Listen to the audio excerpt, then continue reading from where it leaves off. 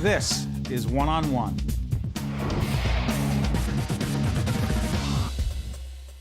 We are honored to have Mr. Joe Daniels, who is the President and Chief Executive Officer of the National September 11 Memorial and Museum at the World Trade Center. Joe, good to have you with us. Thanks for having me.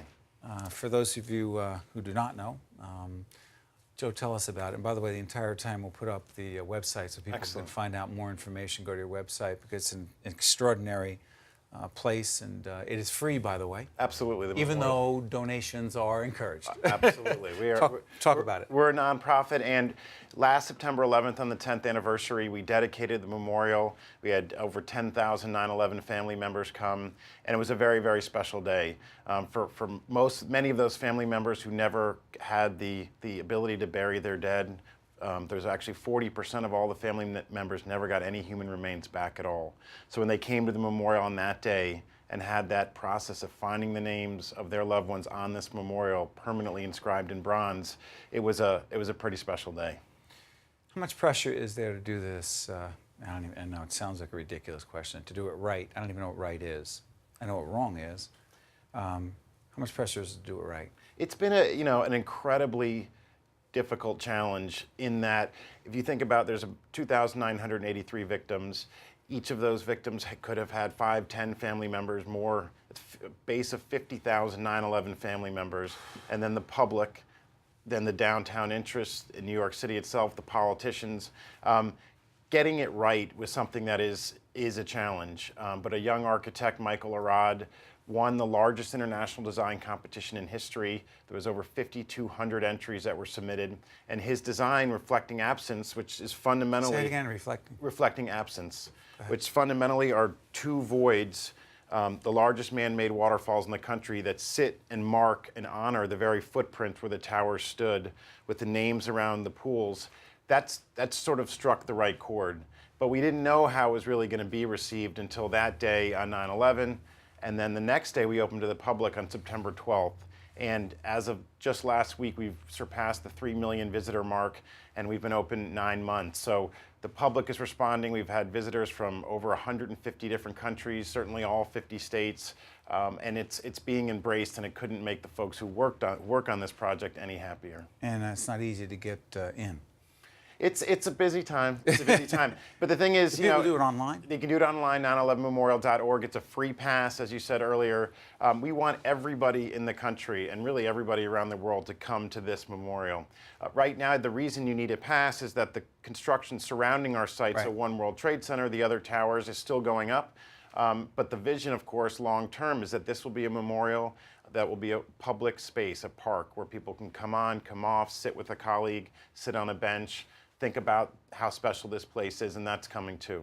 As we do this program, it'll be shown before and after the upcoming presidential election. But as we do this program yesterday, the President was there, Governor Cuomo was there, Mayor Bloomberg was there, Governor Christie was there. They looked down on the memorial. It's special, and I think that what I loved reading about and hearing about is when President Obama stood at the window with the First Lady and looked out, he saw the memorial in front of him, and his first words were, "It's beautiful." And he talked about how the power of the two pools, the two voids. And then when he came down and they signed the beam down at ground level, he remarked on hearing the water and the sound of this water. And it's interesting, one of the features of the design was that sound, that idea that within this very, very busy New York City, there's a place to go in a grove of hundreds of trees to see these two beautiful pools, to contemplate the names of those who were taken too soon, and to have this sound envelop you in a way that sort of blocks out the rest of the city. But when you look around you, you know you're a part of it. So it was really tremendous. And after the visit, Governor Christie came down specifically to visit the memorial itself. We walked around the North Pool, and there's so many victims that came from this area, obviously, in New Jersey particularly. So it was a pretty special day. Talk about the fact that the memorial also recognizes those who were lost in the 1993 bombing of the World Trade Center. Sure. I mean, we remember February 26, 1993. That's the date of the first bombing of the World Trade Center. 6 individuals died that day, and they are honored on this memorial. I was just actually explaining to Governor Christie yesterday an interesting part of that connection to 9/11, to the memorial, which is one of the victims, Monica Rodriguez Smith, was pregnant at the time she was killed in 1993. And there was a memorial built to those 6 victims that used to sit at the World Trade Center, which was destroyed on 9/11, this other memorial. But on that memorial, it recognized Monica as having an unborn child. So when we were going through the process of doing the names arrangement and contacting all the next of kin, we had to decide, do we do what was done before? Do you do something different? But we ultimately said, because she was honored before, we should continue that precedent. So we went out to all the next of kin and asked them, did you know if your loved one was pregnant? And if so, do you want that recognized on the memorial? So while it certainly undercounts the number of folks that were pregnant, there's 11 names where it just beautifully says the woman's name and her unborn child. And I was honored to get to explain that to Governor Christie yesterday. I recognize that people have different things on their wrists. I have certain ones from people who have come on the show. Oh, great. Looking at yours. This is a bracelet that people wear that they can get at the memorial. And it's just a reminder that as bad as 9/11 the day was, in the seconds really after the attacks already began, the way people came together in this country was historic. I mean, I will never forget standing along the West Side Highway in the days after 9/11 and cheering those first responder vehicles going down with complete strangers. The feeling of sort of brotherly love, really, and community that swept over this town and really the country was amazing. And it's certainly the positive legacy of 9/11. There's a place of hope. It really is, and the number of people that I meet that talk about, you know, their apprehension before they go down. It's still tough for so many New Yorkers and folks from the tri-state to go there. But once they do and they realize that it's really an inspirational place, it's really a place where you can think about the bonds of family, the bonds of friendship, and it's not, you know, it's sad, but it's also really life-inspiring as well. And a museum is coming. Museum is coming. We're under construction.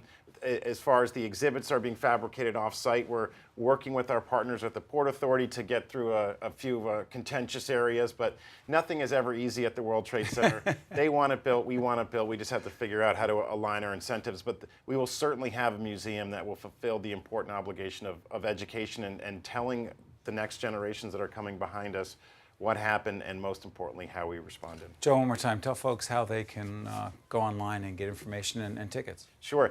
Just go to 911memorial.org. You pick a date, pick a time, print out your passes. It's really, really easy. We are busy on certain days, but I just want to recommend people should come in the evenings. We're open to 8 o'clock, and the pools are lit at night. The names actually are lit from within, and a very soft glow emanates through those names, and it's a stunning setting to see the memorial.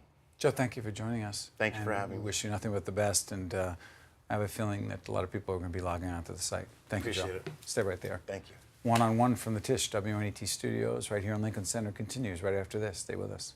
Thank you. This special edition of One-on-One with Steve Adubato is brought to you from the Tisch WNET studios at Lincoln Center.